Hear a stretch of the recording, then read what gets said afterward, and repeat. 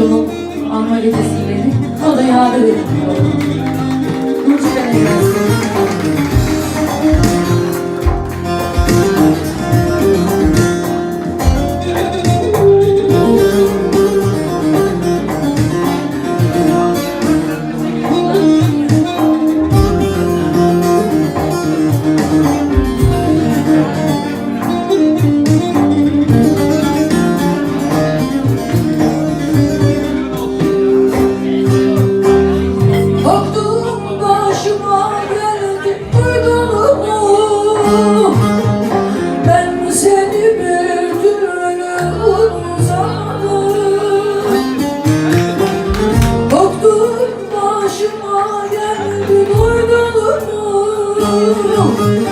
Ben seni bir türlü unutamadım.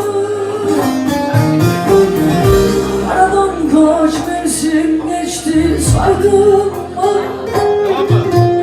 Ben seni bir türlü unutamadım.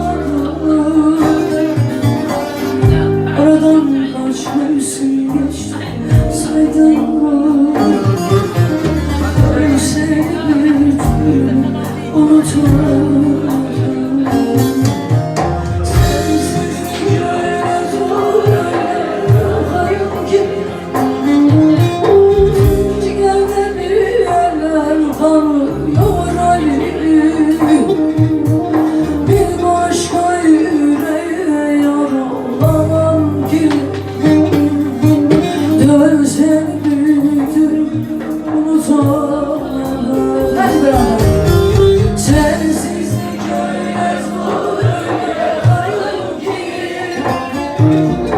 Şu anda bir şeyler kalıyor sanki. Başka yüreğe olamam ki.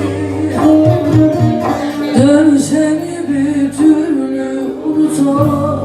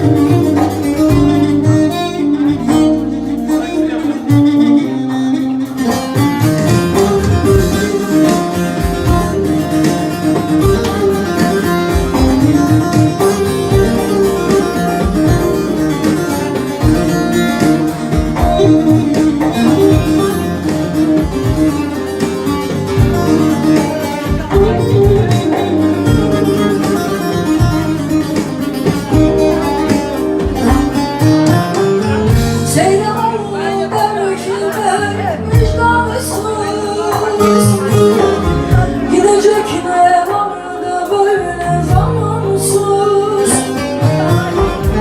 Seyran olmalı belki de vicdansız. Gidecek ne vardı böyle zamansız. Hiçbir şey yolunda gitmiyor sensiz. Gör seni bir türlü unutamadım. Hiçbir şey yolunda gitmiyor sensiz. Dön seni bir türlü unutamadım. Sensizlik öyle zor, öyle hayat ki.